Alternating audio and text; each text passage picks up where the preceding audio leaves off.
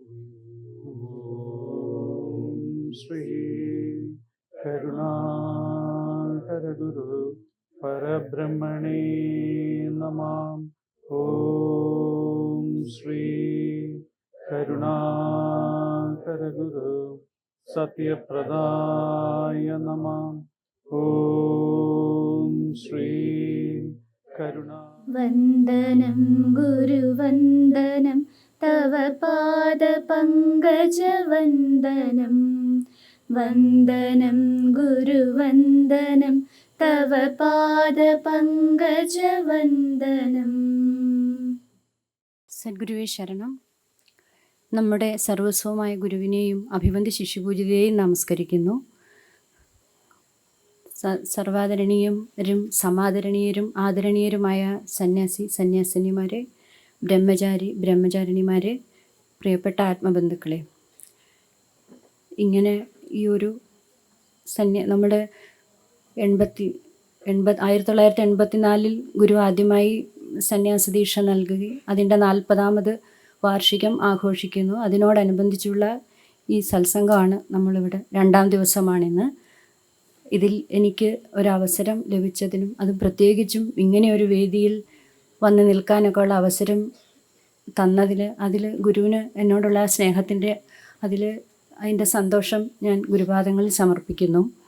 ഇന്നത്തെ ഈ സത്സംഗത്തിൽ മഹനീയ സാന്നിധ്യമായ സർവാദരണീയ സ്വാമി നിർമോഹാത്മ ജ്ഞാനതപസ്വിക്ക് ശാന്തിഗിരി ആശ്രമം വൈസ് പ്രസിഡന്റ് സ്വാമി നിർമോഹാത്മ ജ്ഞാനതപസ്വിക്ക് ഞാൻ ഗുരുനാമത്തിൽ ഈ സത്സംഗത്തിലേക്ക് സ്വാഗതം ആശംസിക്കുന്നു.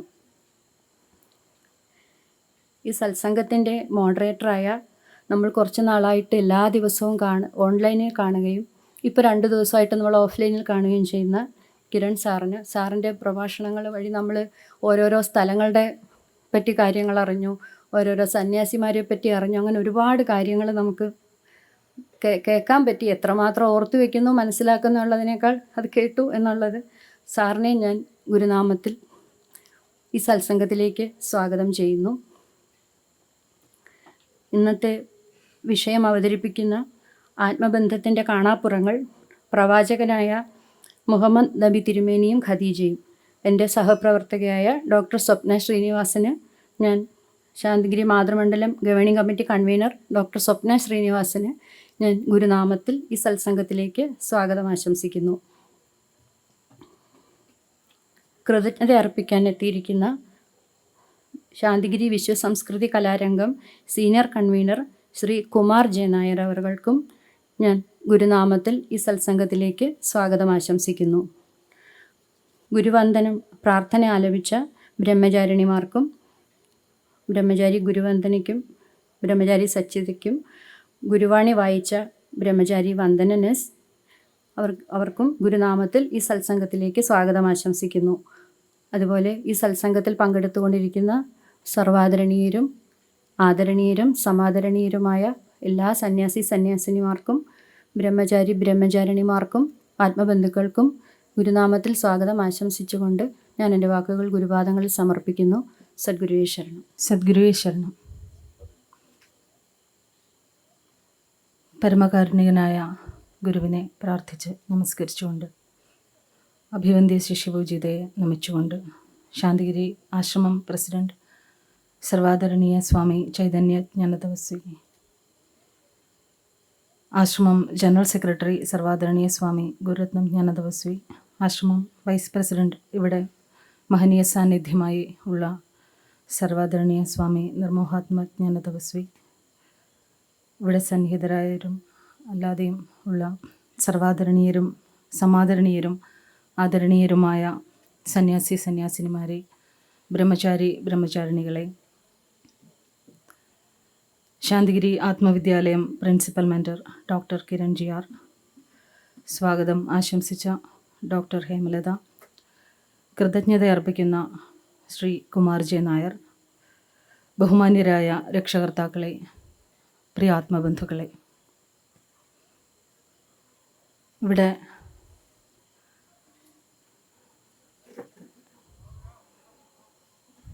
ഇങ്ങനെയൊരവസരം ലഭിച്ചതിന് ഉള്ള ഗുരുകാരുണ്യത്തിന് ആദ്യമായി നന്ദി പറഞ്ഞുകൊണ്ട് തുടങ്ങും.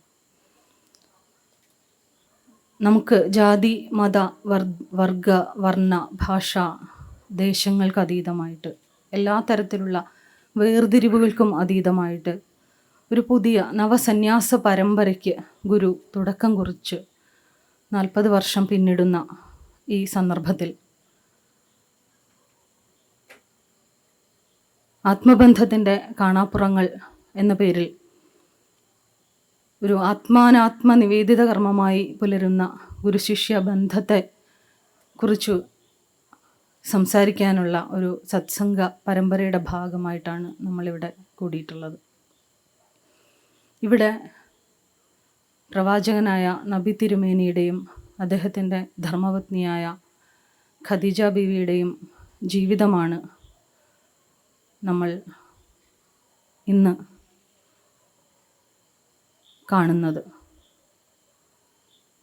വാസ്തവത്തിൽ ഗുരു പറഞ്ഞാണ് നമ്മൾ പ്രവാചകൻ നബി തിരുമേനിയെയും അദ്ദേഹത്തിൻ്റെ സഹധർമ്മിണിയായ ഖദീജ ബീവിയെയും കുറിച്ച് മനസ്സിലാക്കുന്നത്.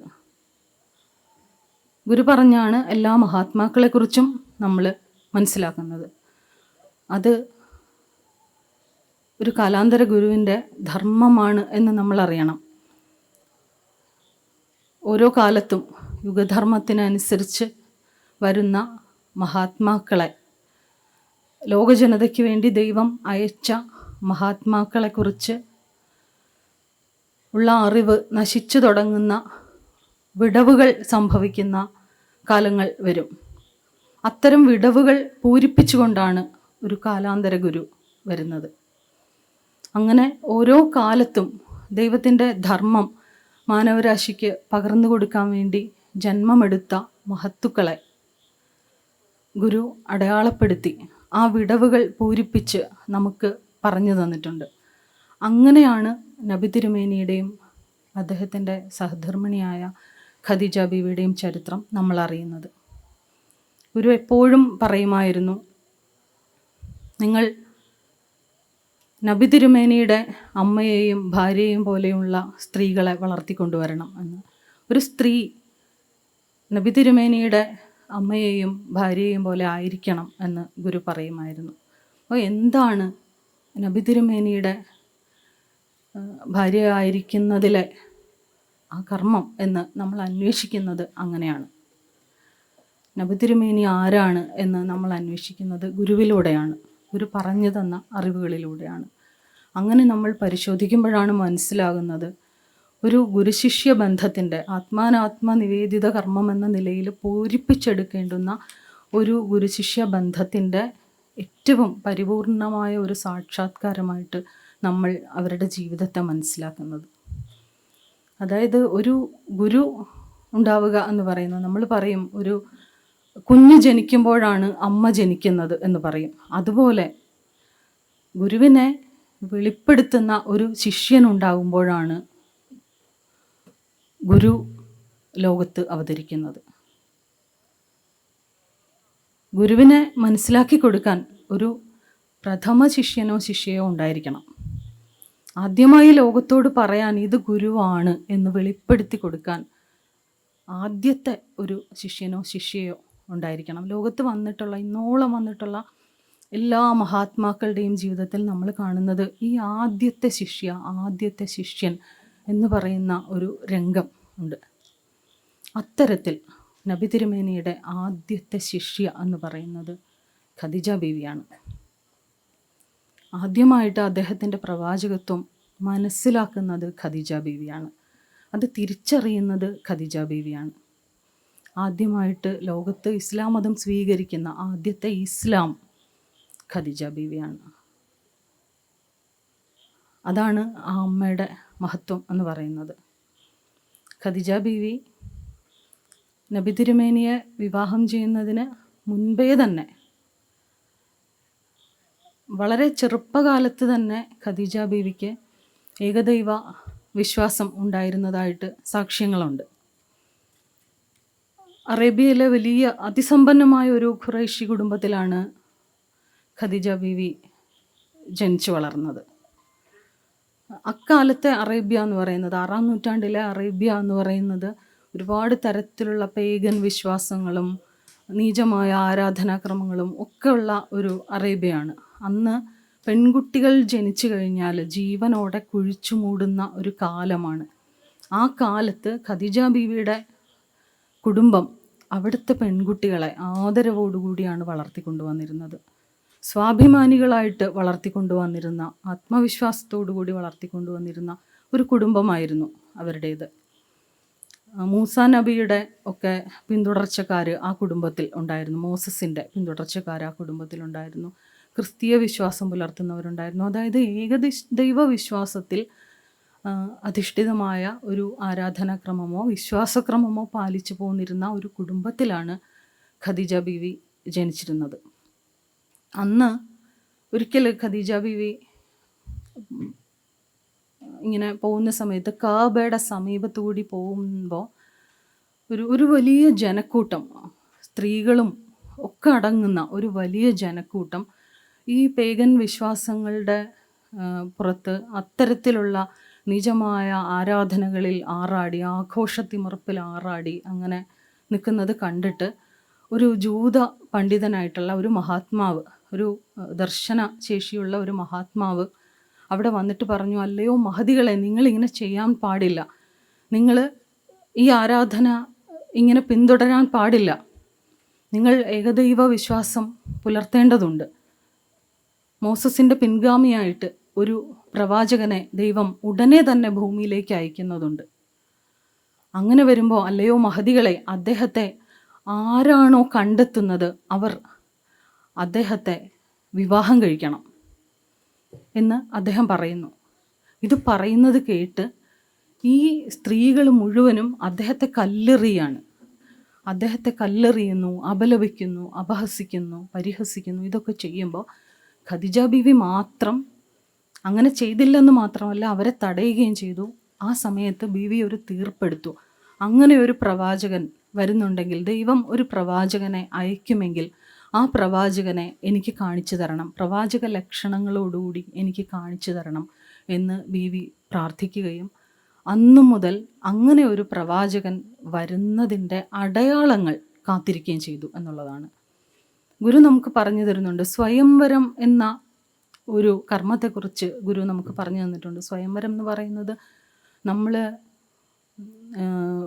കാളിദാസ കൃതികളിലൊക്കെ കാണുന്ന അതോ അങ്ങനെയല്ല, അത് അങ്ങനെയൊന്നുമല്ല. സ്വയംവരം എന്ന് പറയുന്നത് വാസ്തവത്തിൽ ദർശനതലത്തിൽ ഒരു പെൺകുട്ടിയോ ആൺകുട്ടിയോ മനസ്സിലാക്കുകയും അവരുടെ ജന്മാന്തരമായിട്ട് വരാനിരിക്കുന്ന ഒരു ഭാഗ്യം എന്താണ് എന്നുള്ളത് മനസ്സിലാക്കുകയും വിധിവിഹിതമായിട്ട് ദൈവഹിതമായിട്ട് അവർക്ക് എന്ത് വരാനിരിക്കുന്നു എന്ന് മനസ്സിലാക്കുകയും ദർശനത്തിൽ കാണുന്ന കാര്യങ്ങൾ ഗുരുവിനോട് ചോദിച്ചറിഞ്ഞ് തിരുത്തി അത് പിന്തുടരുകയും ചെയ്യുന്നതിനെയാണ് സ്വയംവരം എന്ന് പറയുന്നത് എന്ന് ഗുരു നമുക്ക് പറഞ്ഞു തന്നിട്ടുണ്ട്. അത്തരത്തിലുള്ള ഒരു സ്വയംവരത്തിൻ്റെ സാക്ഷ്യം നമ്മൾ കാണുന്നു ഖദീജ ബീവിയിൽ. ഖദീജ ബീവി അത്തരത്തിലൊരു പ്രവാചക ലക്ഷണങ്ങളുള്ള ദൈവം അയക്കുന്ന അതാരാണോ ആ ആൾക്ക് പിന്തുണ കൊടുക്കാനായിട്ട് ഖദീജ ബീവി കാത്തിരിക്കുകയാണ്. അങ്ങനെ ഇരിക്കെ ഖദീജ ബീവി അന്ന് അറേബ്യയിലെ ഏറ്റവും സമ്പന്നമായ കുടുംബത്തിൽ ഉള്ള ഒരു വ്യാപാര പ്രമുഖയാണ്. രാജ്യാന്തര വാണിജ്യങ്ങളൊക്കെ നടത്തുന്ന ഒരാളാണ്. അപ്പോൾ സ്ത്രീകൾക്ക് ഇങ്ങനെ അത്ര ദൂരം താണ്ടി യാത്ര ചെയ്യാൻ പറ്റാത്തതുകൊണ്ട് അതിനു വേണ്ടിയിട്ട് വിശ്വസ്തരായിട്ടുള്ള സഹായികളെ, മേൽനോട്ടക്കാരെ വയ്ക്കുന്ന ഒരു പതിവുണ്ട്. ഈ സ്ത്രീകൾക്ക്, ധനികരായ ഈ സ്ത്രീകൾക്ക് വിശ്വസ്തരായ അടിമകളും ഉണ്ടാവും. അപ്പോൾ ഈ അടിമകൾ ഈ മേൽനോട്ടക്കാരെ നോക്കി അവർ വിശ്വസ്തരാണോ അല്ലയോ, അവരുടെ പ്രവൃത്തികൾ എന്താണ്, വ്യാപാരത്തിൽ കള്ളത്തരം കാണിക്കുന്നവരാണോ, വിശ്വാസവഞ്ചന ചെയ്യുന്നവരാണോ എന്നൊക്കെ ഈ യജമാനത്തിയുടെ അടുത്ത് വന്ന് പറയും. അങ്ങനെ റിപ്പോർട്ട് ചെയ്യുന്ന അടിമകളുണ്ട്. അത്തരത്തിൽ മൈസറ എന്നു പേരുള്ള ഒരു അടിമ ഖദീജ ബീവിക്ക് ഉണ്ടായിരുന്നു.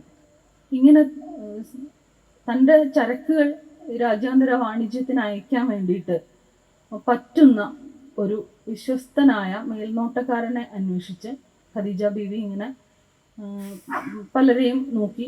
അപ്പോൾ അങ്ങനെയാണ് അറിയുന്നത് ഒരു ചെറുപ്പക്കാരനുണ്ട്, അൽ അമീൻ എന്നും അൽ സാദിഖ് എന്നുമാണ് ആ ചെറുപ്പക്കാരൻ അറിയപ്പെടുന്നത്. മുഹമ്മദ് എന്നാണ് ആ ചെറുപ്പക്കാരൻ്റെ പേര്. അൽ സാദിഖ് എന്ന് പറഞ്ഞാൽ സത്യസന്ധൻ എന്നാണ്. അൽ അമീൻ എന്ന് വെച്ചാൽ വിശ്വസ്തൻ എന്നാണ് അർത്ഥം.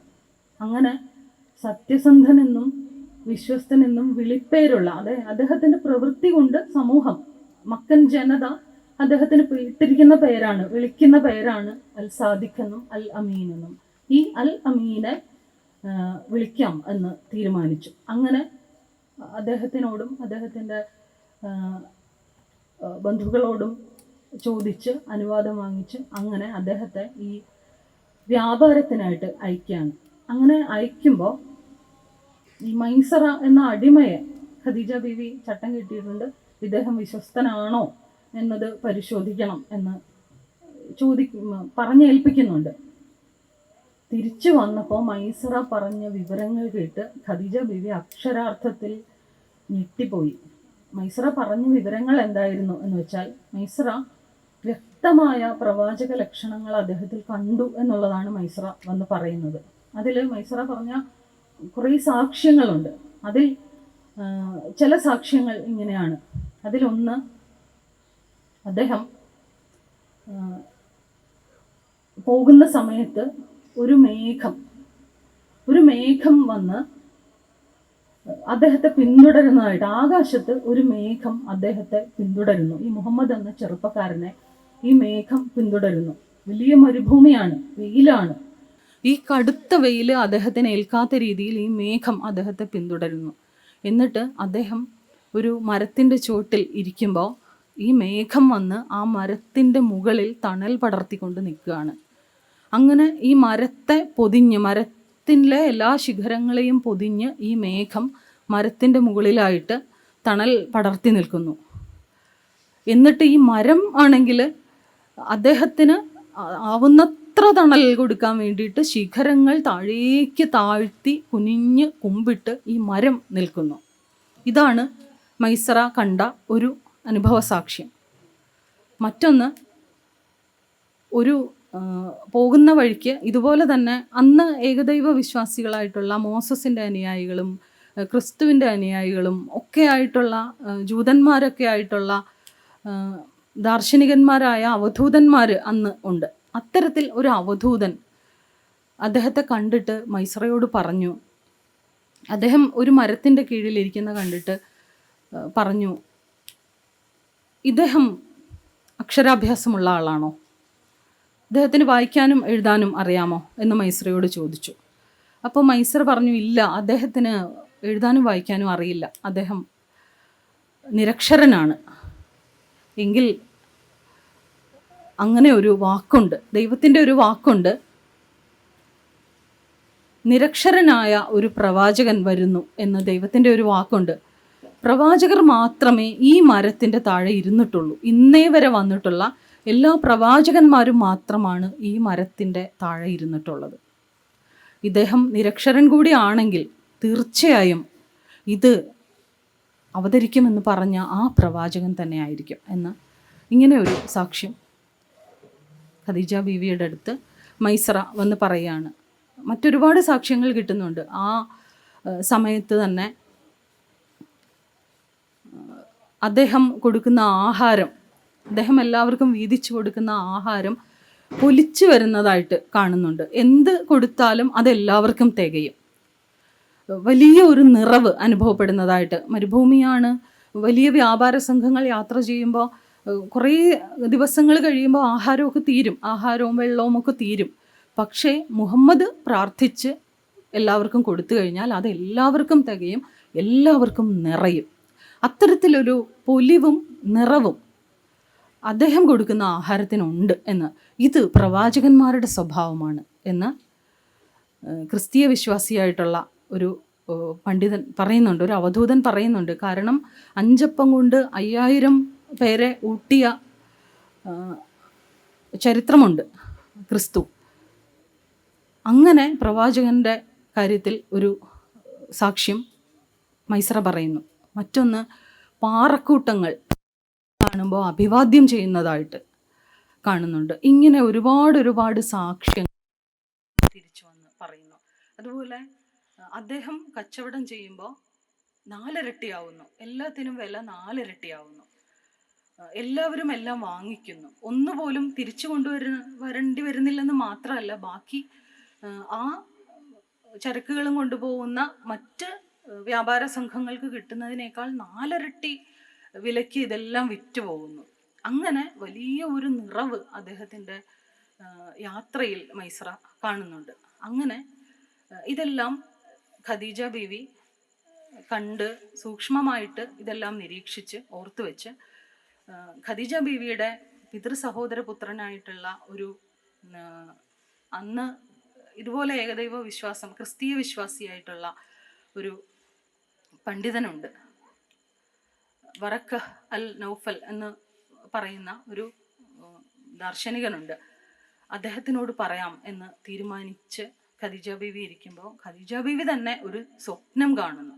ആ സ്വപ്നം എന്തായിരുന്നു എന്ന് വെച്ചാൽ, ഒരു പാതിരാത്രിക്ക് ഖദീജ ബീവിയുടെ വീടിൻ്റെ, ഒരു വലിയ കൊട്ടാര സദൃശ്യമായിട്ടുള്ള ഒരു വീടാണ്, ആ വീടിൻ്റെ മുകളിലായിട്ട് സ്വർഗത്തിൽ നിന്ന് സൂര്യൻ ഇറങ്ങി വന്ന് ഈ വീടിൻ്റെ മുകളിൽ വന്ന് നിൽക്കുന്നു. ഈ പാതിരാത്രി ഈ സൂര്യൻ അറേബ്യ മുഴുവനും പ്രകാശം പരത്തുന്നു. ലോകം മുഴുവൻ ഈ സൂര്യൻ്റെ പ്രകാശം പരക്കുന്നതായിട്ട് ഖദീജ ബീവി കാണുകയാണ്.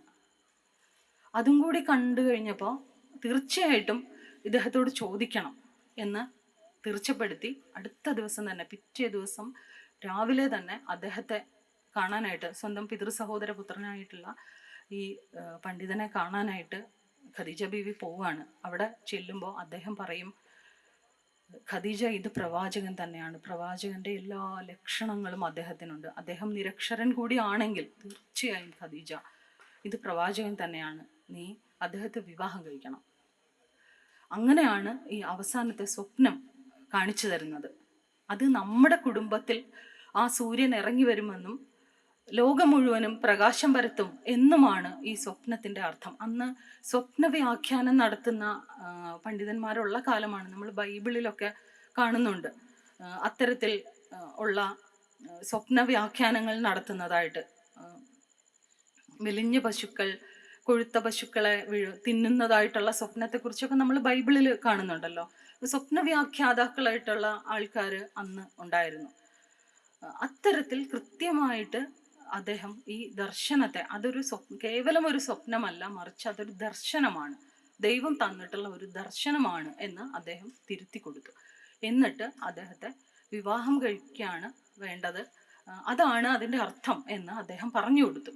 അങ്ങനെയാണ് ഖദീജ ബീവി മുഹമ്മദ് നബിയെ വിവാഹം കഴിക്കുന്നത്. അത്തരത്തിൽ വളരെ പുണ്യവത്തായിട്ടുള്ള ഒരു ഗൃഹസ്ഥാശ്രമ ധർമ്മമായിരുന്നു അവരുടെ. അങ്ങനെ ഒരു ഗൃഹസ്ഥാശ്രമ ധർമ്മം അനുവർത്തിച്ചുള്ള ഒരു ജീവിതമായിരുന്നു അവരുടെ. ഗുരു പറയുന്നത് പോലെ അന്നദാനം, ആതുരസേവനം, ആത്മബോധനം എന്ന നിലയിൽ അത്തരത്തിലുള്ള ഒരു ജീവിതധർമ്മം പുലർത്തിയാണ് അവർ ജീവിച്ചിരുന്നത്. എല്ലാവർക്കും എന്തും കൊടുക്കുക, പാവപ്പെട്ടവരെ മുഴുവനും പരിപാലിക്കുക. അങ്ങനെ ഖദീജ ബീവി അത്രയ്ക്കും സമ്പത്തുള്ള ഒരു ആളായിരുന്നു. അപ്പോൾ അവർക്ക് അറിയാമായിരുന്നു, ബാലൻസ് ചെയ്യാൻ അറിയാമായിരുന്നു. അതായത് നമ്മൾ ഇന്നിപ്പോൾ വർക്ക് ലൈഫ് ബാലൻസിനെ കുറിച്ചൊക്കെ നമ്മൾ പറയും. അത്തരത്തിലുള്ള നിയമങ്ങൾ വരെ ഉണ്ടാക്കി എടുക്കുന്ന ഒരു കാലത്ത് നമ്മൾ തിരിഞ്ഞാലോചിക്കുമ്പോഴാണ് മനസ്സിലാവുന്നത് എത്ര ബാലൻസ് ചെയ്താണ് അവർ ജീവിച്ചിരുന്നത്. അതായത് ത്യാഗം എന്ന് പറയുന്നത്, സമ്പത്തിനെ ത്യാഗം കൊണ്ട് ബാലൻസ് ചെയ്യുക. അങ്ങനെ എല്ലാത്തിനെയും അതിൻ്റെ തൂക്കത്തിൽ കഷ്ടതകൾ കൊണ്ട് തങ്ങളുടെ ഈ ഉന്നതിയെ, കുലമഹിമയെ ഒക്കെ ബാലൻസ് ചെയ്യാൻ അറിയാമായിരുന്നു. അതുപോലെ മറ്റൊരു സാക്ഷ്യമാണ്, ഒരു മാലാഖ വന്നിട്ട് അദ്ദേഹത്തെ തൂക്കി നോക്കുന്ന, അതിനെക്കുറിച്ച് ഒരു സാക്ഷ്യം പറയുന്നുണ്ട്. മുഹമ്മദിനെ തൂക്കി നോക്കാം എന്ന് പറഞ്ഞിട്ട് ഒരു തുലാസ് കൊണ്ടുവന്ന് ഒരാളെ നിർത്തും. അപ്പോൾ മുഹമ്മദിൻ്റെ തട്ട് താണിരിക്കും, 2 പേര് നിൽക്കും, താണിരിക്കും. 1000 പേര് നിന്നിട്ടും അദ്ദേഹത്തിൻ്റെ തട്ട് താണിരുന്നു. അപ്പോൾ ഈ മാലാഖ പറയാണ്, ഈ മക്കയിലുള്ള മുഴുവൻ ജനതയും, ഈ ഗോത്രത്തിലുള്ള മുഴുവൻ ജനതയും വന്നാലും മുഹമ്മദിൻ്റെ തട്ട് താണിരിക്കും എന്ന് ഈ മാലാഖ പറയുന്നുണ്ട്. അപ്പോൾ ഇത്തരത്തിൽ ഒരു വലിയ തൂക്കം അദ്ദേഹത്തിനുണ്ട് എന്ന് ഖദീജ ബീവി മനസ്സിലാക്കിയിട്ടുണ്ട്. മറ്റൊന്നുകൂടിയുണ്ട്, ഈ സാക്ഷ്യങ്ങൾ, അതായത് വിവാഹത്തിന് മുൻപേ തന്നെ ഈ സാക്ഷ്യങ്ങൾ പറയുന്ന സമയത്ത് സ്വന്തം പിതൃസഹോദര പുത്രനോട് ഇത് പറയുമ്പോൾ അദ്ദേഹം പറയാണ്, ഖദീജ അദ്ദേഹത്തെ കള്ളനെന്നും കുറ്റവാളിയെന്നും പറഞ്ഞ് അവഹേളിക്കുന്ന ഒരു ദിവസം ഞാൻ ജീവിച്ചിരിപ്പുണ്ടെങ്കിൽ തീർച്ചയായിട്ടും അദ്ദേഹത്തെ പിന്തുണയ്ക്കാൻ ഞാനുണ്ടാവും, അദ്ദേഹത്തിന് വേണ്ടി പൊരുതാൻ എനിക്ക് ആഗ്രഹമുണ്ട് ഖദീജ എന്ന് അദ്ദേഹം പറയുന്നുണ്ട്. അപ്പോൾ ഖദീജ ബീവി മനസ്സിൽ കുറിച്ചു, തീർച്ചയായിട്ടും അദ്ദേഹത്തെ കള്ളനെന്നും കുറ്റവാളിയെന്നും പറഞ്ഞ് ജനം ആട്ടി ഓടിക്കുന്ന ഒരു ദിവസം ഉണ്ടാകും എന്ന് ഖദീജ ബീവി മനസ്സിലാക്കി. എന്നിട്ടും ഖദീജ ബീവി ആ ജീവിത നിയോഗത്തിന് തയ്യാറാവുകയാണ് ചെയ്യുന്നത്. അതിനുശേഷം അവർ ഒരുമിച്ച് ജീവിച്ച് വരുന്ന സമയത്ത് നബി തിരുമേനിക്ക് ഒരുപാട് തരത്തിലുള്ള ദർശനങ്ങൾ ഉണ്ടാവാൻ തുടങ്ങി. അപ്പം അദ്ദേഹമാണ് അടുത്ത നബി എന്നുള്ളതിൻ്റെ എല്ലാ തരത്തിലുള്ള ലക്ഷണങ്ങളും ഖദീജ ബീവിക്ക് വെളിപ്പെട്ട് കിട്ടാൻ തുടങ്ങി. അദ്ദേഹമാണ് നബി എന്ന് ഈ അമ്മയ്ക്കാണ് ആദ്യം മനസ്സിലാവുന്നത്. അങ്ങനെ ഖദീജ ബീവിയാണ് അദ്ദേഹത്തെ ഒരു ഏകാന്തത കിട്ടാൻ വേണ്ടിയിട്ട്, അദ്ദേഹത്തിന് തുടർച്ചയായിട്ട് ഇങ്ങനെ ദർശനങ്ങൾ വരുമ്പോൾ ആ ദർശനങ്ങൾക്ക് ഒരു അലോസരം വരാതിരിക്കാൻ വേണ്ടിയിട്ട് അദ്ദേഹത്തെ ധ്യാനിക്കാൻ പറ്റിയ ഒരു സ്ഥലം തിരഞ്ഞെടുത്ത് ഹീര ഗുഹയിലേക്ക് അയക്കുന്നത് ഖദീജ ബീവിയാണ്. അത് വളരെ അകലെയുള്ള, വളരെ ചെങ്കുത്തായ ഒരു കയറ്റം കയറി എത്തേണ്ടുന്ന ഒരു ഗുഹയാണ്. അവിടേക്ക് അദ്ദേഹത്തെ പറഞ്ഞയച്ച് അവിടെ കുറച്ച് ദിവസങ്ങൾ തങ്ങാൻ പാകത്തിനാണ്. ആദ്യമൊക്കെ പോയി കുറേ നേരം ധ്യാനത്തിലിരുന്ന് തിരിച്ചു വരികയായിരുന്നു ചെയ്തിരുന്നത്.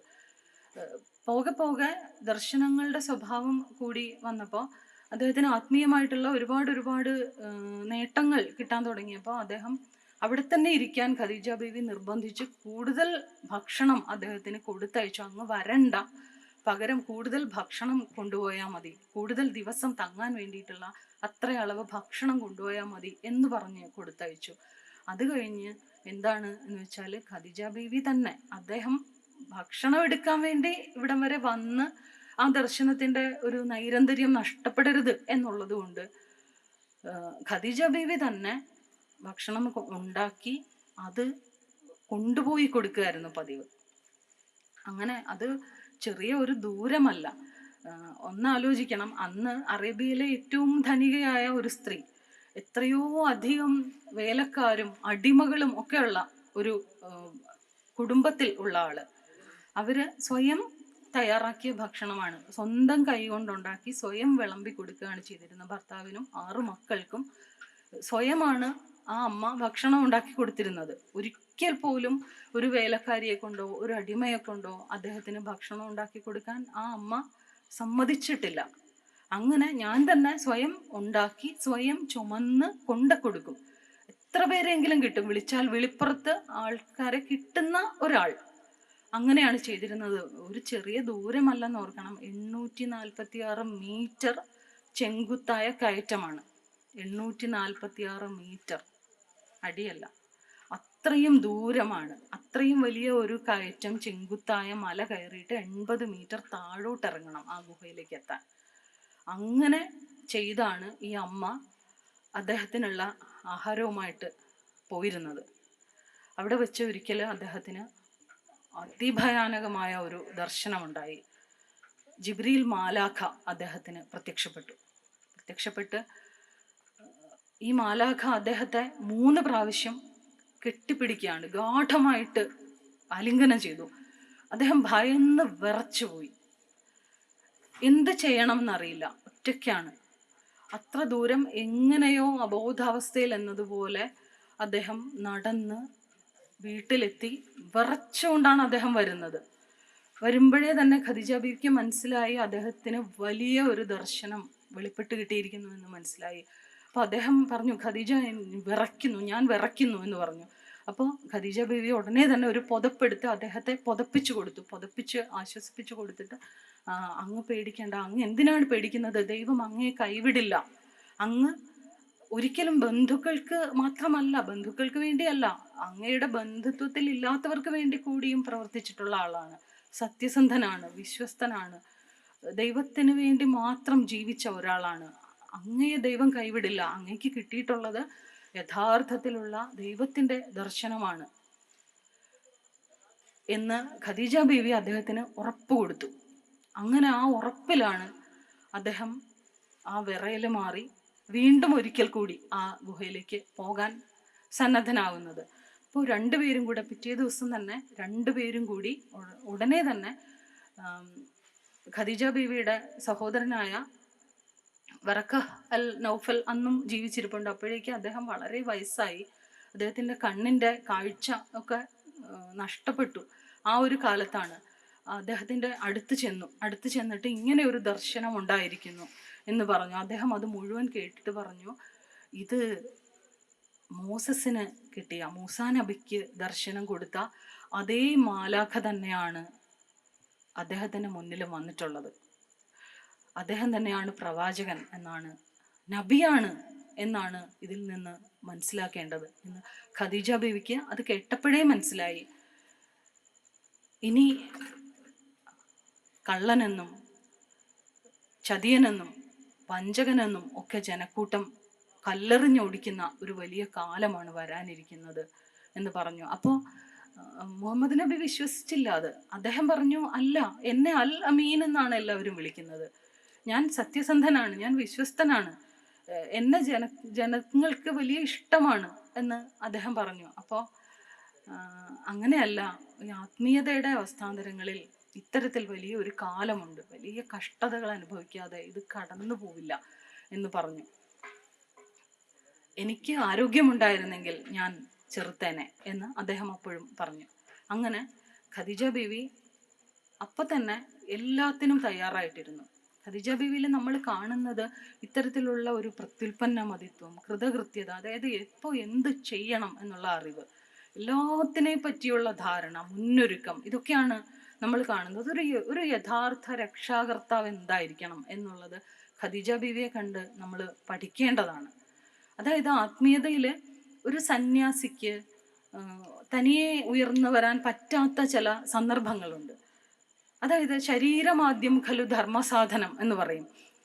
ശരീരം സംരക്ഷിക്കുക എന്ന് പറയുന്ന ഒരു ഘട്ടത്തിൽ, അങ്ങനെ ഒരു രംഗത്ത് സന്യാസിക്ക് സ്വയം ചെയ്യാൻ പറ്റാത്ത ഒരു രംഗം വരും.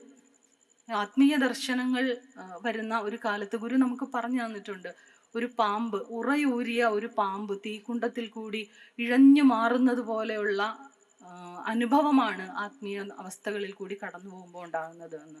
അപ്പം അത്തരത്തിൽ ഒരു ആത്മീയ അവസ്ഥകൾ കടന്നു പോകുമ്പോൾ എന്തൊക്കെ സംഭവിക്കാമോ ആ വേദനകളെ കുറിച്ചെല്ലാം നല്ല ധാരണയോടുകൂടി അതിന് എന്തെല്ലാം പിന്തുണ നൽകാമോ അതെല്ലാം നൽകിക്കൊണ്ട് ഒരു രക്ഷാകർതൃ സ്വഭാവത്തിൽ നിൽക്കാൻ ഒരാളുണ്ടെങ്കിൽ മാത്രമേ സന്യാസിക്ക് ആ ഘട്ടം കടന്നു പോകാൻ പറ്റുള്ളൂ. അതാണ് ഒരു യഥാർത്ഥ രക്ഷാകർത്താവിൻ്റെ ധർമ്മം. ഒരു ഭൗതികത്തിൽ ഒരു ഗൃഹസ്ഥാശ്രമി അങ്ങനെയാണ് ഒരു സന്യാസിയെ പരിപാലിക്കേണ്ടത്. ഇത് ഏറ്റവും കാതലായ സ്വഭാവത്തിൽ അറിയുന്ന ഒരു മഹതിയായിരുന്നു ഖദീജ ബീവി. അവരുടെ മുഴുവൻ സമ്പത്തും നബി തിരുമേനിയുടെ ആത്മീയോന്നമനത്തിന് വേണ്ടിയാണ് വിനിയോഗിച്ചത്. അദ്ദേഹം പറഞ്ഞു വെച്ച കാര്യങ്ങൾ നടപ്പിലാക്കാൻ വേണ്ടിയാണ് അത് മുഴുവനും വിനിയോഗിച്ചത്. അങ്ങനെ ഓരോ ദിവസവും അവരിങ്ങനെ ആഹാരവുമായിട്ട് പോകുമ്പോൾ ഒരു ദിവസം ഗബ്രിയേൽ മാലാഖ ഇത് കണ്ടിട്ട് അദ്ദേഹത്തോട് പറയാണ്, ആ കയറി വരുന്ന ആളില്ലേ, ഈ ആഹാരവുമായിട്ട്, അങ്ങേക്ക് ആഹാരവുമായിട്ട് കയറി വരുന്ന ആ അമ്മയില്ലേ, ആ അമ്മയ്ക്ക് എൻ്റെ സലാം പറയാൻ ദൈവം എന്നോട് പറഞ്ഞു വിട്ടു. ആ അമ്മയോട് ദൈവത്തിൻ്റെയും എൻ്റെയും പേരിൽ സലാം പറയൂ എന്ന്. അങ്ങനെ ദൈവം സലാം പറഞ്ഞു വിട്ട ഒരു മഹതിയാണ് ഖദീജ ബീവി. ഈ അമ്മയ്ക്ക് സ്വർഗത്തിൽ മുത്തുകൊണ്ടുള്ള ഒരു കൊട്ടാരം ദൈവം വാഗ്ദാനം ചെയ്തിരിക്കുന്നു എന്ന് പറയാൻ എന്നെ ദൈവം ഏൽപ്പിച്ചിരിക്കുന്നു എന്ന് ജിബ്രീൽ മാലാഖ പറയാണ്. നബി തിരുമേനി വന്ന് പറയാണിത്, ഇങ്ങനെ ദൈവം അറിയിച്ചു എന്ന്. അത്തരത്തിൽ ദൈവത്തിൻ്റെ ദാനം ലോകത്തിനെ സമർപ്പിക്കാൻ വേണ്ടിയിട്ട് ജീവിതം കൊണ്ട് പ്രയത്നിച്ചെത്തിച്ച ഒരു മഹതിയാണ് ഖദീജ ബീവി. അപ്പം നമ്മൾ മനസ്സിലാക്കേണ്ട ഒരു ജീവിതധർമ്മം എന്ന് പറയുന്നത് ഇതാണ്. നമ്മൾ വിചാരിക്കും അനുഗ്രഹം എന്ന് പറയുന്നത് ഇങ്ങനെ കിട്ടുന്നതാണ് എന്ന് വിചാരിക്കും. അല്ല, ഈ ലോകത്ത് അങ്ങനെ ഒന്നുമില്ല. അങ്ങനെ കിട്ടുന്നതായിട്ട് വഴിഞ്ഞൊഴുകുന്നതായിട്ട് അങ്ങനെ ഒന്നും ഈ ലോകത്തില്ല. ഒന്നും ഫ്രീ ഓഫ് കോസ്റ്റ് അല്ല. എന്തെങ്കിലും അറ്റ് ദ കോസ്റ്റ് ഓഫ് എന്തെങ്കിലും ആയിരിക്കും. അതായത് ത്യാഗം, വേദന, സഹനം, അങ്ങനെ എന്തെങ്കിലും ഒന്ന് സമർപ്പിച്ചാൽ മാത്രമേ കർമ്മത്തിൽ കൂടി പുണ്യവും പുണ്യത്തിൽ കൂടി ഭാഗ്യവും തെളിഞ്ഞു വരുന്ന ഒരു വഴിയുണ്ട്. അതൊരു പ്രപഞ്ച നിയമമാണ്. ഇത് ഖദീജ ബീവി നമുക്ക് മനസ്സിലാക്കി തന്നു. സ്വന്തം ത്യാഗം കൊണ്ടാണ് ഖദീജ ബീവി ജീവിതത്തെ പരിവർത്തിപ്പിച്ചെടുത്തത്.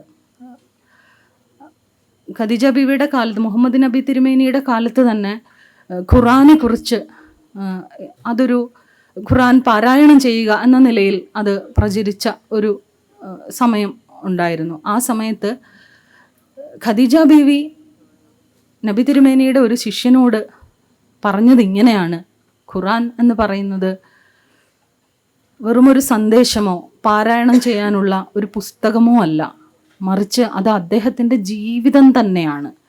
ജീവിതത്തിൽ അദ്ദേഹം ജീവിച്ചെത്തിച്ചത് മാത്രമാണ് ഖുറാൻ. നബി തിരുമേനിയും ദൈവവും തമ്മിൽ ജീവിച്ചെത്തിച്ച കാര്യങ്ങളാണ് ഖുറാൻ എന്ന് പറയുന്നത്. അതുകൊണ്ട് തന്നെ നിങ്ങൾക്ക് അക്ഷരം കൊണ്ട് വായിക്കാൻ പറ്റില്ല, മറിച്ച് ജീവിതം കൊണ്ട് നേടിയെടുക്കാനേ പറ്റൂ. ജീവിതം കൊണ്ട് ത്യാഗപ്പെട്ട് നേടിയെടുക്കാൻ മാത്രമേ പറ്റുള്ളൂ. അത് ഒരു കർമ്മമാണ്. അതുകൊണ്ടാണ് അദ്ദേഹം നിരക്ഷരനായിരിക്കുന്നത്. അക്ഷരങ്ങളിൽ കൂടി ഡീകോഡ് ചെയ്യാൻ പറ്റുന്ന ഒന്നല്ല അത്, മറിച്ച് കർമ്മത്തിൽ കൂടി, ത്യാഗത്തിൽ കൂടി, വേദനയിൽ കൂടി മാത്രം ഡീകോഡ് ചെയ്യാൻ പറ്റുന്ന ദൈവത്തിൻ്റെ സന്ദേശമാണ് ഖുറാനിലുള്ളത്. ഇത് ഖദീജ ബീവി സ്വന്തം ജീവിതം കൊണ്ട് മനസ്സിലാക്കിയതാണ്. ആദ്യമായിട്ട് തൻ്റെ പ്രവാചകത്വം പറയുന്നത് ഖദീജ ബീവിയോടാണ്. ആദ്യമായിട്ട് മുഹമ്മദ് നബി തിരുമേനി കണ്ട ദർശനം വെളിപ്പെട്ട് കിട്ടുന്നത് ഈ അമ്മയ്ക്കാണ്. അങ്ങനെ എല്ലാ തരത്തിലും ഇതിൻ്റെ ആദ്യത്തെ സാക്ഷി എന്ന് പറയുന്നത് ഈ അമ്മയാണ്. ഗുരു പറയുന്നുണ്ട്, ഒരു സ്ത്രീ ഭക്തി എങ്ങനെ എടുക്കണമെന്ന് ഗുരു നമുക്ക് പറഞ്ഞു തന്നിട്ടുണ്ട്. ഒരു സ്ത്രീ ലോകധർമ്മത്തിനനുസരിച്ചാണ് ഭക്തി എടുക്കേണ്ടത്. അത്തരത്തിൽ ജീവിച്ച ഒരു സ്ത്രീയാണ്. ഒരു സ്ത്രീക്ക് ഭക്തി വന്നാൽ എങ്ങനെയാണ് ആ ധർമ്മോചിതമായിട്ട് ഒരു സ്ത്രീ ആ ഭക്തിയെ പരിവർത്തിപ്പിച്ചെടുക്കേണ്ടത് എന്ന് ഗുരു പറഞ്ഞു തന്നിട്ടുണ്ട്. അത് നമുക്ക് മനസ്സിലാകണമെങ്കിൽ ഖദീജ ബീവിയുടെ ജീവിതം നോക്കിയാൽ മതി. ഒരു ഭക്തി എങ്ങനെ എടുക്കണം എന്നുള്ളത് നമുക്ക് മനസ്സിലാകും. കാലധർമ്മത്തിനനുസരിച്ച്, ലോകധർമ്മത്തിനനുസരിച്ച് ആ ഭക്തിയെ പരിവർത്തിപ്പിച്ചെടുക്കുകയാണ്. അതുപോലെ സമ്പത്തിനെ ത്യാഗം കൊണ്ട് ബാലൻസ് ചെയ്യുന്നുണ്ട്. കഷ്ടത കൊണ്ട് എത്രത്തോളം കഷ്ടപ്പെടാമോ അത്രത്തോളം കഷ്ടപ്പെട്ട് ത്യാഗം, സഹനം, പലതരത്തിലുള്ള നിന്ദകൾ അദ്ദേഹത്തിന് ഏറ്റുവാങ്ങേണ്ടി വന്നിട്ടുണ്ട്. പ്രവാചകന് അദ്ദേഹം ജീവിച്ചിരിക്കുന്ന കാലത്ത് തന്നെ അദ്ദേഹത്തിനെതിരെ വധശ്രമങ്ങൾ ഉണ്ടായിട്ടുണ്ട്. അദ്ദേഹത്തെ മുറിവേൽപ്പിച്ചിട്ടുണ്ട് ആളുകൾ. പരിഹസിക്കുക എന്നതിനപ്പുറം അദ്ദേഹത്തിനെ യഥാർത്ഥത്തിൽ ആയുധം കൊണ്ട് മുറിവേൽപ്പിച്ചിട്ടുണ്ട്. എത്രയോ തവണ അദ്ദേഹം മുറിവേറ്റ് രക്തം പുരണ്ട പാദങ്ങളോടുകൂടി കയറി വരുമ്പോൾ അദ്ദേഹത്തിൻ്റെ കാലിലെ രക്തം കഴുകിക്കളഞ്ഞ് അദ്ദേഹത്തെ മുറിയിലേക്ക് ആനയിച്ചിട്ടുണ്ട് ഖദീജ ബീവി. അപ്പോഴൊക്കെ വളരെ സമചിത്തതയോടുകൂടി ഇതെല്ലാം ഇതിൻ്റെ ഭാഗമാണ് എന്ന് അദ്ദേഹത്തിന് തന്നെ മനസ്സിലാക്കി കൊടുത്ത്, ഇതൊന്നുകൊണ്ടും പേടിക്കേണ്ട, ദൈവം കൂടെയുണ്ട് എന്നതിൻ്റെ സാക്ഷ്യമാണിത്, ഇതൊരു തെളിവാണ്, നമ്മളാണ് ശരി എന്നതിന് തെളിവാണിത് എന്ന് അദ്ദേഹത്തിന് പറഞ്ഞു കൊടുത്ത ആളാണ് ഖദീജ ബീവി. അതിന്ന് നമ്മൾ മനസ്സിലാക്കേണ്ടത്, ഗുരു പറയുന്നുണ്ട് അമ്മ ആദി ഗുരുവാണ് എന്ന് ഗുരു പറയുന്നുണ്ട്. അമ്മ ആദി ഗുരുവാണ് എന്ന് നമുക്ക് മനസ്സിലാവുന്നത് ഖദീജ ബീവിയുടെ ജീവിതം നോക്കിയാൽ നമുക്ക് മനസ്സിലാവും. അമ്മ ആദി ഗുരുവാണ്. വീട് നന്നായാൽ നാട് നന്നാകും, നാട് നന്നായാൽ ലോകം നന്നാകും എന്ന് ഈ ഒരു അമ്മ, ആദി ഗുരുവായ ഈ അമ്മയിൽ കൂടി നമുക്ക് മനസ്സിലാവും. വീട് നന്നാക്കി, ആ വീടിൽ കൂടി നാട് നന്നാക്കി, ഇന്ന് ഓരോ യാമസന്ധിയിലും ബ്രഹ്മപ്രകാശം ഭൂമിയിലെത്തുന്ന ആ യാമസന്ധിയിൽ ലോകസമാധാനത്തിന് വേണ്ടി ദൈവത്തോട് പ്രാർത്ഥിക്കുന്ന ഒരു ജനത, ഒരു പരമ്പര അതിന് തെളിവാണ്. അമ്മ, ആദിഗുരുവായ അമ്മ എങ്ങനെയാണ് അന്തരീക്ഷത്തെ, ലോകത്തെ പരിവർത്തിപ്പിച്ചെടുത്തത് എന്നതിന് തെളിവാണ്. വാസ്തവത്തിൽ അങ്ങനെ ഒരു അത്തരത്തിലൊരു ആത്മാനാത്മനിവേദിതം എന്ന് പറയാവുന്ന ഒരു ഗുരുശിഷ്യ ബന്ധം നമുക്ക് മറ്റൊരിടത്തും കാണാൻ പറ്റില്ല. അത്രയ്ക്കും ഉത്തമമായ ഒരു ഗൃഹസ്ഥാശ്രമധർമ്മം പാലിച്ച് ജീവിച്ചു പോകുന്ന ഒരു ഭൗതികതയും അവർ തള്ളിക്കളഞ്ഞില്ല. പകരം ഭൗതികമായ എല്ലാം ആത്മീയതയ്ക്ക് വേണ്ടി വിനിയോഗിക്കാൻ പഠിപ്പിച്ചു തന്ന ഒരാളാണ് ഖദീജ ബീവി. ഒരുപക്ഷെ ഇന്നത്തെ കാലത്ത് നമ്മൾ തിരിഞ്ഞു നോക്കുമ്പോൾ അത്രയും അപ്ഡേറ്റഡ് ആയിട്ട് നമുക്ക് ഉൾക്കൊള്ളാൻ പറ്റുന്ന ഒരാളാണ് ഖദീജ ബീവി. ഗുരു പറഞ്ഞ എല്ലാ ഗുണങ്ങളും ഒത്തിണങ്ങിയ ഒരു സ്ത്രീരത്നം എന്ന് പറയുന്നത് ഒരുപക്ഷെ ഖദീജ ബീവി തന്നെയാണ്. അതുപോലെ ഗുരു പറയുന്ന ഒരു ഗുരുവാണിയുണ്ട്: ശ്രീയായി വിളങ്ങുന്ന സ്ത്രീ സ്ഥൂല സൂക്ഷ്മങ്ങളിലും അമ്മ എന്ന സത്യമായി, ശ്രീയായി, ദൈവത്തിൻ്റെ കനിവായി, ആദിഗുരുവായി, ആത്മഗുരുവിനെ കാണിച്ചു തരുന്ന സത്യസ്വരൂപിണിയായിട്ട് മാറണം എന്ന്. ഒരു സ്ത്രീ എന്താകണം എന്നതിനെക്കുറിച്ച് ഒരു സ്ത്രീയുടെ സാക്ഷാത്കാര സ്വഭാവത്തിൽ ഗുരു പറഞ്ഞിട്ടുണ്ട്. ആ സത്യസ്വരൂപിണിയായിട്ട് ഒരു സ്ത്രീ പരിവർത്തിച്ചു വരുന്നത് എങ്ങനെയാണ് എന്ന് നമ്മൾ മനസ്സിലാക്കണമെങ്കിൽ ഈ ആത്മഗുരുവിനെ കാണിച്ചു തന്ന ഈ സത്യസ്വരൂപിണിയെ, ഈ ഒരു ഗുരുശിഷ്യ ബന്ധത്തിൻ്റെ പാരസ്പര്യം നമ്മൾ മനസ്സിലാക്കിയാൽ മാത്രം മതിയാകും. അത് ഒരു ജീവിതധർമ്മമാണ്. ഒരിക്കലും അവരുടെ ചരിത്രം വായിച്ച് നമുക്കത് എടുക്കാൻ പറ്റില്ല. ജീവിതം കൊണ്ട് ഏറ്റെടുക്കാൻ തയ്യാറാണെങ്കിൽ നമുക്ക് അത് ദൈവം അനുഗ്രഹമായി, കനിവായി പകർന്നു തരും. ഏറ്റെടുക്കാൻ ധൈര്യമുണ്ടെങ്കിൽ മാത്രം, ഏറ്റെടുക്കാൻ സന്നദ്ധതയുണ്ടെങ്കിൽ മാത്രം. അതാണ് ഖദീജ ബീവി നമ്മളെ പഠിപ്പിക്കുന്നത്. അതാണ് ഗുരു നമുക്ക് പറഞ്ഞു തരുന്നതും. ഗുരു പറഞ്ഞു തന്ന എല്ലാം ജീവിതധർമ്മങ്ങളാണ്. അതൊരിക്കലും എഴുതി വായിച്ച് പഠിക്കാൻ പറ്റുന്ന ഒന്നല്ല. അതൊരു സന്ദേശമല്ല, മറിച്ച് ജീവിതം മാത്രമാണ്. അത്തരത്തിലുള്ള ഒരു ജീവിതം എല്ലാവർക്കും ഏറ്റെടുത്ത് പ്രവർത്തിച്ചൊതുക്കാൻ സാധിക്കട്ടെ എന്ന്, അതിനുള്ള ഗുരുകാരുണ്യമുണ്ടാവട്ടെ എന്ന് പ്രാർത്ഥിച്ചുകൊണ്ട് എൻ്റെ എളിയ വാക്കുകൾ പരമകാരുണികനായ ഗുരുവിൻ്റെ പാദപത്മങ്ങളിൽ സമർപ്പിക്കുന്നു. സദ്ഗുരുവേ ശരണം. സദ്ഗുരുവേ ശരണം. നമ്മുടെ സർവസ്വമായ പരമകാരുണ്യവാനായ ഗുരുവിൻ്റെ തൃപ്പാദപത്മങ്ങളിൽ നമസ്കരിച്ച് പ്രാർത്ഥിക്കുന്നു. ഗുരുവിൻ്റെ വത്സല ശിഷ്യപൂജിതയുടെ തൃപ്പാദപത്മങ്ങളിൽ നമസ്കരിച്ച് പ്രാർത്ഥിക്കുന്നു. സർവാദരണീയ സ്വാമി നിർമോഹാത്മ ജ്ഞാന തപസ്വി, വൈസ് പ്രസിഡന്റ്, ശാന്തഗിരി ആശ്രമം. സർവാദരണീയ സമാദരണീയ ആദരണീയ സന്യാസിനിമാർ, ബ്രഹ്മചാരിണിമാർ, doctor Hemalatha PA, doctor Swapna Sreenivasan, Shri Kumar J. Nair ഉൾപ്പെടെയുള്ള ആത്മബന്ധുക്കളെ സാദര പ്രണാമം. ഇനി മോഡറേറ്റർ എന്നുള്ള പദത്തിൻ്റെ അർത്ഥം എന്താണ് എന്ന് ചിന്തിക്കുകയായിരുന്നു. പണ്ടാരോ പറഞ്ഞ പോലെ വല്ല താത്വികമായ അവലോകനമാണ് ഉദ്ദേശിക്കുന്നതെന്ന് അറിയില്ല. അതോ ജെന്നി അത് മോഡറേറ്റ് ചെയ്ത് സംസാരിച്ചാൽ മതി എന്നുദ്ദേശിച്ചാണോ ഇട്ടിരിക്കുന്നതെന്നും അറിയില്ല. പിന്നെ നമ്മൾ കാണുന്ന മോഡറേഷൻ എന്ന് പറയുന്നത് ഇപ്പോൾ ചാനൽ ചർച്ചകളിലാണ്. തർക്കങ്ങളും ചർച്ചയുടെ മുകളിലുള്ള ചർച്ചയുമൊക്കെ ചെയ്യുമ്പോഴുള്ള മോഡറേറ്റർ. ശാന്തഗിരി ആശ്രമത്തിൽ ചർച്ചയ്ക്കും തർക്കത്തിനും തർക്കിച്ച് സ്ഥാപിക്കുവാനുമുള്ള ഇടമല്ല. ഇവിടം മഹാഗുരുവിൻ്റെ കാരുണ്യം നിറഞ്ഞൊഴുകുന്ന ഓരോ മണൽത്തരികൾക്കും അറിയാവുന്ന ഗുരുവിൻ്റെ ആശ്രമത്തിൻ്റെ ഉദ്യാനത്തിലാണ് നമ്മളിരിക്കുന്നത്.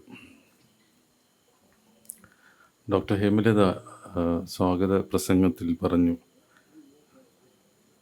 ചേച്ചിക്ക് എന്താണ് വിഷമങ്ങൾ എന്നുള്ളത് എനിക്ക് തീർച്ചയായിട്ടും അറിയില്ല. പക്ഷേ ഇന്ന് നമ്മൾ വിശ്വ മാതൃമണ്ഡലത്തിൻ്റെ ആഘോഷമാണ് ഈ സത്സംഗത്തിൽ ചെയ്തത്. ഒരു അമ്മയ്ക്ക് ഒരു സ്ത്രീക്ക്, ഒരു അമ്മയ്ക്ക് ഭർത്താവിന്, പ്രവാചകന് വഴികാട്ടിയാകാൻ കഴിഞ്ഞ ഒരു ഏറ്റവും മഹത്തായ ഒരു കാര്യത്തെക്കുറിച്ചാണ് ഡോക്ടർ സ്വപ്ന ശ്രീനിവാസൻ ഏറ്റവും മനോഹരമായി ഇവിടെ നമ്മളോട് സംസാരിച്ചത്. അതുകൊണ്ട് തന്നെ ഇത് വിശ്വമാതൃമണ്ഡലത്തിൻ്റെ ഒരു ആദരവും ആഘോഷവുമാണ് ഇന്നത്തെ സത്സംഗം. നമ്മൾ പ്രവാചകനെക്കുറിച്ച് സംസാരിക്കുമ്പോൾ നേരത്തെ ഡോക്ടർ പറഞ്ഞതുപോലെ ഗുരു പലപ്പോഴായി നമ്മളോട് പറഞ്ഞിട്ടുള്ളതാണ്. സ്ത്രീകൾ പ്രവാചകൻ്റെ അമ്മയെക്കുറിച്ചും ഖദീജ ബീബിയെക്കുറിച്ചും ഉമ്മയെക്കുറിച്ചുമൊക്കെയും പറഞ്ഞ് സ്ത്രീകൾ ഇതുപോലെയാവണം എന്ന് ഗുരു നമ്മളോട് പറഞ്ഞു തരുന്ന ആ കാലഘട്ടത്തിലൊക്കെ പ്രത്യേകിച്ചും മറ്റ് വിശ്വാസങ്ങളിൽ നിന്ന് വന്ന് നമുക്ക് അതൊട്ടും തന്നെ മനസ്സിലായി എന്ന് എന്നെപ്പോലുള്ളൊരു വ്യക്തിക്കത് മനസ്സിലാകാൻ കഴിഞ്ഞിട്ടില്ലായിരുന്നു അന്ന്. ഇന്നെല്ലാം മനസ്സിലായി എന്നുള്ളതല്ല, പക്ഷെ ഒട്ടും തന്നെ മനസ്സിലാക്കാൻ കഴിയാത്തതാണ്. അമ്മയ്ക്ക് 40 വയസ്സും പ്രവാചകന് 25 വയസ്സുമാണ്. ഇതുപോലും പലപ്പോഴും നമ്മൾ ആ അറിവും ആ മാഹാത്മ്യവും മനസ്സിലാകാതെ പരിഹസിക്കപ്പെടുകയോ അത് പറഞ്ഞ് കളിയാക്കുകയോ ഒക്കെ ചെയ്യുന്ന അറിവില്ലായ്മ കൂടിയ ഒരു വ്യക്തിയും കൂടിയാണ് ഞാൻ. പക്ഷേ ആ മഹത്വം നമ്മൾ പിന്നീട് ഗുരുവിലൂടെ മനസ്സിലാക്കുമ്പോൾ എന്തു വലിയൊരു മഹത്വമാണ് എന്ന് നമ്മൾ അറിയുന്നു. പ്രവാചകനെക്കുറിച്ച് പറയുമ്പോഴും പ്രവാചകൻ്റെ അമ്മ പ്രവാചകനെ ഉദരത്തിൽ ഉള്ളപ്പോൾ തന്നെ പ്രവാചകൻ്റെ പിതാവ് മരിക്കുന്നു. പക്ഷെ ഒരുപാട് കഷ്ടപ്പെട്ടാണ് ഈ അമ്മ, ഒരുപാട് പൈസയൊക്കെ ഉണ്ട്. മുത്തച്ഛൻ കാബയുടെ കസ്റ്റോഡിയനാണ്. പക്ഷെ വളരെ കഷ്ടപ്പെട്ടാണ് വളർത്തുന്നത്. ഈ അച്ഛൻ മരിച്ച സ്ഥലത്തേക്കുള്ള യാത്രക്കിടയിൽ പ്രവാചകന് 6 വയസ്സുള്ളപ്പോൾ ഉമ്മയും മരിക്കുന്നു. അങ്ങനെ തീർത്തും അനാഥമായാണ് 6 വയസ്സിന് ശേഷം പിന്നെ അമ്മാവൻ്റെ അടുത്ത് വളർത്തുകയൊക്കെ ചെയ്യുന്നത് നമുക്ക് അറിയാവുന്ന കാര്യങ്ങളാണ്. ചില സമയം നമുക്ക് ഈ അക്ഷരമറിയാത്ത അനാഥത്വം എന്നുള്ള ആ വാക്കുകൾ നമ്മൾ നമ്മുടെ മഹാഗുരുവിനെ ഓർക്കുമ്പോഴും മനസ്സിൽ വരും. ഇന്നലെ സർവാദരണീയ ചൈതന്യസ്വാമി ഗുരുവിൻ്റെ ജീവചരിത്രം, ആ ത്യാഗ ജീവിതത്തെക്കുറിച്ച് വളരെ ഭംഗിയായി സംസാരിച്ചു. ഒപ്പം ആ ത്യാഗത്തിൽ വന്ന, അല്ലെങ്കിൽ ആ അനാഥത്വത്തിൽ നിന്ന് വന്ന ത്യാഗവും അതെങ്ങനെയാണത് മുന്നോട്ട് കൊണ്ടുപോയതെന്നുമൊക്കെ നമ്മളോട് സംസാരിക്കുകയുണ്ടായി. അതിൻ്റെ തലേദിവസം നമ്മുടെ ഓൺലൈൻ സത്സംഗം നടക്കുമ്പോൾ നമ്മളോട് സംസാരിച്ചത് സർവാദരണീയ ജന്നി ദിവ്യാജ്ഞാന തപസ്വിനിയാണ്. ഇനി ആ സത്സംഗത്തിലൊരു കാര്യം പറയുകയുണ്ടായി. ഈ ഒരു മഹാഗുരു എന്തിനാണ് ലോകത്തിൻ്റെ ആദ്യ തെറ്റിനെ സ്വത്യാഗം കൊണ്ട് പരിഹരിച്ച ഗുരു എന്തുകൊണ്ടാണ് ഇത്രയും ഒരു കഷ്ടപ്പാടിൽ കൂടി, ഇതുപോലൊരു വീട്ടിൽ ജനിച്ച് ഇത്രയും കഷ്ടപ്പാടുകൾ അനുഭവിച്ച് ജീവിതം മുന്നോട്ട് കൊണ്ടുപോകേണ്ടി വന്നത്? അതിന് ആ ചോദ്യം ശിഷ്യപൂജിതയോട് ചോദിച്ചപ്പോൾ ശിഷ്യന്മാർക്ക് വേണ്ടിയാണത് ചെയ്തതെന്നും ശിഷ്യർ ഇത് കണ്ട് പഠിക്കേണ്ടതുണ്ട് എന്നും ശിഷ്യപൂജിത പറഞ്ഞതായി ജെന്നി പറയുകയുണ്ടായി.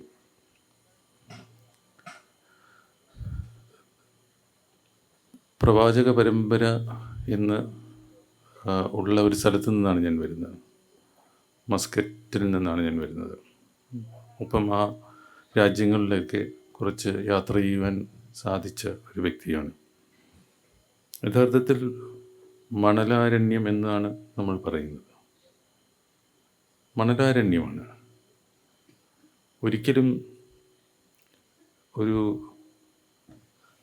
മരമോ കായ് ഫലമോ ഒന്നും ഉണ്ടാകുമെന്ന് ആരും പ്രതീക്ഷിക്കാത്ത മണലാരണ്യം ആണത്. സംസം പോലെയുള്ള വെള്ളം ലഭിക്കുന്ന അതൊക്കെ നിങ്ങൾക്കറിയാവുന്ന കാര്യങ്ങളാണത്. അതല്ലാതെ നോക്കിക്കഴിഞ്ഞാൽ ഈ മണലാരണ്യത്തിൽ ഇന്ന് ലോകത്തിൻ്റെ പല തീരുമാനങ്ങൾ എടുക്കുന്ന ഒരു സ്ഥലമായി അവിടെ മാറിയത് ഈ പറയുന്ന പ്രവാചക പരമ്പരയെ പിൻപറ്റി കഷ്ടപ്പെട്ട് ത്യാഗപ്പെട്ട പല തലമുറകളുടെ ഒരു പ്രവർത്തനമാണ്. ആ പ്രവർത്തനത്തിലൂടെ ആ പ്രവാചകനെ മനസ്സിലാക്കി ആ ത്യാഗത്തെ എടുത്താണ് അവിടെയുള്ളവർ മുന്നോട്ട് പോകുന്നത്. അതിൻ്റെ ഒരുപാട് കാര്യങ്ങളിലോട്ട് നമ്മൾ കിടക്കുന്നില്ല. ഇവിടെ ഞാനൊരു ഒരൊറ്റ മിനിറ്റ് കൂടെ മാത്രം സംസാരിക്കാൻ. ഡോക്ടർ സ്വപ്ന ശ്രീനിവാസൻ ഇവിടെ പറയുകയുണ്ടായി, അന്ന് മെക്കയിലുള്ള ഖുറൈശി കുടുംബത്തിൽ നിന്നാണ് പ്രവാചകനും ഭാര്യയും ഒക്കെ വരുന്നത്. അതിൻ്റെ ഒരു ഡിഫറെൻറ്റ് ക്ലാൻസിലാണ്. പക്ഷെ ആ ഖുറൈശി കുടുംബത്തിൽ നിന്നാണ് ഇവരെല്ലാവരും വരുന്നത്. ആ ഖുറൈശി കുടുംബാംഗങ്ങൾ ഈ ട്രേഡുമായി ബന്ധപ്പെട്ട് മുന്നോട്ട് പോവുകയും അതിലാണ് പ്രോഫറ്റിനെ മനസ്സിലാക്കുന്നതൊക്കെ വളരെ വിശദമായിട്ട് ഇന്ന് സംസാരിക്കുകയുണ്ടായി. ഇവർ ലോകം മുഴുവനും സഞ്ചരിക്കുന്നവരാണ് ഖുറൈശികൾ. ആ ഖുറൈശികൾ മെക്കയിൽ നിന്ന് പല സ്ഥലങ്ങളിലേക്ക്, ഈ പ്രത്യേകിച്ച് വ്യാപാരം സാധ്യമായ എല്ലാ സ്ഥലങ്ങളിലും പോയിട്ടുള്ളവരാണ് ഖുറൈശികൾ. അങ്ങനെ കുറേ ഖുറൈശികൾ കേരളത്തിലും വന്നിട്ടുണ്ട്. അത് പായ്ക്കപ്പലിലേറി എത്തുന്ന ഖുറൈശികൾ. അങ്ങനെ ഒരു ഖുറൈശി പിന്നീടൊരു ഖുറൈശി ഫക്കീറായി മാറുന്നു. ആ ഖുറൈശി ഫക്കീർ വഴി ഒരു ആത്മഗുരുവായി, നമ്മുടെ മഹാഗുരുവിൻ്റെ ഒരു ആത്മഗുരുവായി മാറുന്നു. ഇതൊന്നും ഒരു യാദൃച്ഛികമായ കാര്യങ്ങളല്ല. ശാന്തിഗിരി ആശ്രമത്തിൻ്റെ ഈ സത്സംഗത്തിൽ ഗുരുശിഷ്യ ബന്ധത്തെക്കുറിച്ച് സംസാരിക്കുന്ന ഈ സത്സംഗങ്ങളിൽ രണ്ടാമത്തെ ദിവസം ഈ ഒരു ബന്ധം എടുത്ത് സംസാരിക്കാൻ കഴിഞ്ഞതുപോലും ഒരു വലിയ ഗുരുകാരുണ്യമാണ്. ആ അമ്മ തുടക്കത്തിൽ പ്രവാചകൻ്റെ ഒരു ഗുരുവായി തന്നെ പ്രവർത്തിക്കുകയും പിന്നെ പ്രവാചകൻ ആ അമ്മയുടെ ഗുരുവായി മാറുകയൊക്കെ ചെയ്യുന്ന ഒരു പ്രത്യേകമായ ഒരു സാഹചര്യം, അത് വളരെ പ്രത്യേകതകളുള്ളതാണ്. അതിൻ്റെ എല്ലാ വിശദമായ കാര്യങ്ങൾ ഡോക്ടർ ഇവിടെ പറയുകയുണ്ടായി. പക്ഷേ ഈ ആ ഒരു ഗുരു ശിഷ്യ ബന്ധത്തിൻ്റെ അളവ് എത്രത്തോളം ഉണ്ടെന്നും ആ അമ്മയും പ്രവാചകനും ആ പരമ്പരയും ആ ഖുറൈശിയും ആ ട്രൈബുമായും അതിലൂടെ വന്ന അനുഭവത്തിൻ്റെ സിദ്ധാന്തങ്ങളുമൊക്കെ നമ്മുടെ ചിന്തകളിലും ഗുരുവിലൂടെ നമ്മൾ മനസ്സിലാക്കുകയും ഒക്കെ ചെയ്യുന്ന ഒരു കാര്യം കൂടിയാണ് എന്ന് മാത്രമാണ് എനിക്ക് ഈ അവസരത്തിൽ പറയുവാനുള്ളത്. ഗുരുശിഷ്യ ബന്ധത്തിൻ്റെ കഥകൾ, അതുപോലെ യാഥാർത്ഥ്യങ്ങൾ, അനുഭവങ്ങൾ പറയുന്ന ഈ സത്സംഗ പരമ്പരയുടെ അടുത്ത ദിവസങ്ങളിലേക്കായി നമ്മൾ നാളെ സോമനാഥൻ ഡോക്ടറാണ് സംസാരിക്കുന്നത്. ഒരുപക്ഷെ ശ്യാം സാറും നാളെ നമ്മളോടൊപ്പം ചേരും. അപ്പോൾ അതിലേക്ക് നമ്മൾ വെയിറ്റ് ചെയ്യുകയാണ്. പക്ഷേ ഇന്നത്തെ വിഷയം വളരെ പലപ്പോഴും നമ്മളല്ലെങ്കിൽ ഒരു ലോക ക്രമത്തിൽ പല പല മതങ്ങളിലും ജാതികളും എന്നൊക്കെ പറഞ്ഞു നിൽക്കുന്നത് അതിനെ ഒരുമിച്ച് ഗുരു ഒരു പുതിയ അടിസ്ഥാനമുണ്ടാക്കി അതെല്ലാത്തിനെയും മാറ്റി ഒരുമിച്ച് കൊണ്ടുവരുന്ന ആ ഒരു ഭംഗിയുള്ള ആ ഒരു ഒരുമയുടെയും കൂടെ ഉള്ളൊരു മെസ്സേജാണ് നമ്മളിന്ന് കാണുന്നത്. ഒപ്പം ഞാൻ നേരത്തെ പറഞ്ഞതുപോലെ മാതൃമണ്ഡലത്തിൻ്റെ ഒരു ആദരവും ആഘോഷവും കൂടിയായിരുന്നു ഇന്ന്. എല്ലാ അമ്മമാർക്കും ഗുരുവിൻ്റെ കാരുണ്യം എപ്പോഴും ഉണ്ടാകട്ടെ എന്ന് പ്രാർത്ഥിച്ചുകൊണ്ട് എല്ലാവരിലും, ലോകത്തുള്ള എല്ലാവർക്കും ഗുരുവിൻ്റെ കാരുണ്യം ഉണ്ടാകട്ടെ എന്ന് പ്രാർത്ഥിച്ചുകൊണ്ട് എൻ്റെ വാക്കുകൾ ഗുരുവിൻ്റെ തൃപ്പാദ പത്മങ്ങളിൽ സമർപ്പിക്കുന്നു. സദ്ഗുരു ഈശ്വരൻ. സർവസ്വമായ ഗുരുവിനെ പ്രാർത്ഥിച്ചുകൊണ്ട് വേദിയിലിരിക്കുന്ന സർവാധരണ സ്വാമി നിർമ്മാഹാത്മജ്ഞാന തപസ്വി വൈസ് പ്രസിഡന്റ് ശാന്തിഗിരി ആശ്രമം, ഇവിടെ സന്നിഹിതരായിരിക്കുന്ന സർവാദരണീയരും ആദരണീയരും സമാദരണീയരുമായ സന്യാസിനിമാർ, ബ്രഹ്മചാരിണിമാർ, വേദിയിലും ഈ പരിസരങ്ങളിൽ ഈ സത്സംഗം കേട്ടുകൊണ്ടിരിക്കുന്ന പ്രിയ ആത്മബന്ധുക്കളെ സാദര പ്രണാമം. മണി 9:22 ഒരു ദീർഘമായ ഒരു പ്രഭാഷണത്തിനൊന്നും ഞാൻ തയ്യാറാകുന്നില്ല. എങ്കിലും ചെറിയ അറിവുകൾ, ഗുരുശിഷ്യ ബന്ധത്തിൽ ചെറിയ അറിവുകൾ എന്നിലുള്ളത് ഞാൻ ഈ വേദിയിൽ പങ്കുവെക്കാൻ ആഗ്രഹിക്കണം. അധിക സമയമൊന്നും എടുക്കത്തില്ല, ഇത് പെട്ടെന്ന് ചുരുക്കാം. ഭാരതീയ സംസ്കാരത്തിൽ ഒരു ഗുരുശിഷ്യ ബന്ധത്തിൽ ആത്മീയതയ്ക്കുള്ള പ്രാധാന്യം ഞാൻ പറയാതെ തന്നെ നിങ്ങൾക്ക് എല്ലാവർക്കും അറിയാവുന്ന കാര്യം തന്നെയാണ്. അങ്ങനെ നമുക്ക് ഭാരതത്തിന് മാത്രം ഈ ലോകത്തിന് സമർപ്പിക്കാൻ കഴിയുന്ന ഒരുപാട് അറിവുകൾ അന്നത്തെ ഗുരുശിഷ്യ ബന്ധത്തിൽ ഉണ്ടായിട്ടുണ്ടായിരുന്നു. അതെല്ലാം അന്നത്തെ കാലത്തെ റെക്കോർഡുകളാക്കി അന്ന് താളിയോലകളാണ് ഉണ്ടായിരുന്നത്.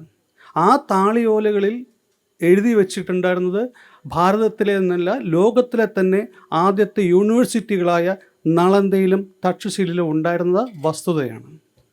ഇതെങ്ങനെ സംഭവിച്ചു? ഒരു ഗുരുശിഷ്യ ബന്ധത്തിലൂടെ, അതിൻ്റെ ആത്മീയതയിലൂടെ നേടിയ അറിവുകളാണ്. പിന്നീട് വന്ന വിദേശ ശക്തികളുടെ അധിനിവേശത്തിൽ ഈ നളന്ദയിലും തക്ഷശിലയിലും ഉണ്ടായിരുന്ന അറിവുകൾ അവർ നശിപ്പിക്കാനായി അതിന് തീയിട്ട സമയത്ത് ഏകദേശം 3 മാസത്തോളം എടുത്തു അത് കത്തിത്തീരാൻ എന്ന് നമ്മുടെ ഗുരു തന്നെ ഗുരുവാണികളിൽ പറയുന്നുണ്ട്. അപ്പോൾ ഒന്ന് ആലോചിച്ച് നോക്കുക, ഒരു ഗുരുശിഷ്യ ബന്ധത്തിൽ നമുക്ക് എന്തെല്ലാം കാര്യങ്ങൾ, പരബ്രഹ്മത്തെ തന്നെ ഗുരുവായി സ്വീകരിച്ച് കിട്ടിയ, ദൈവകാരുണ്യം കൊണ്ട് കിട്ടിയ നമുക്ക് എന്ത് ചെയ്യാൻ സാധിക്കും?